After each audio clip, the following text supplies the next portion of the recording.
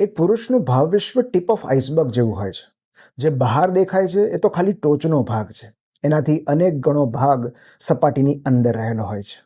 જ્યારે ગુસ્સે થાય છે ત્યારે હકીકતમાં અસલામતી અનુભવતો હોય છે. જ્યારે કશું કંટ્રોલ કરવાનો પ્રયત્ન કરે છે ત્યારે એને અનિશ્ચિતતાનો ડર લાગતો હોય છે. જ્યારે બૂમો પાડતો હોય છે ત્યારે માનસિક રીતે અસ્વસ્થ હોય છે. કદાચ એના કેટલાય દુર્વ્યવહાર પાછળના ગર્ભિત અને અપ્રત્યક્ષ કારણમાં પ્રેમનો અભાવ રહેલો હોય છે. એક પુરુષ જ્યારે સૌથી વધારે અપ્રિય લાગતો હોય છે એ જ સમયે એને સૌથી વધારે પ્રેમની જરૂર હોય છે.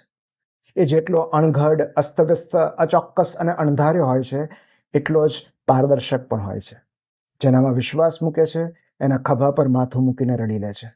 મિત્રોના વિશ્વાસઘાત, સંતાનોની ચિંતા, પોતાની નાણાભીડ અને પ્રિયજન તરફથી મળેલા તિરસ્કારને પોતાની બનાવટી સ્માઇલમાં સંતાડી રાખે છે. ઉદાસીનો ચેપ સ્વજનો સુધી ન પહોંચે એ માટે પોતાની તકલીફોને માસ્ક પહેરાવી રાખે છે. લાગણીઓના વહન અને અભિવ્યક્તિ માટેનું સૌથી અનરિલાયેબલ માધ્યમ ગણાતો પુરુષ હકીકતમાં બહુ સંવેદનશીલ હોય છે.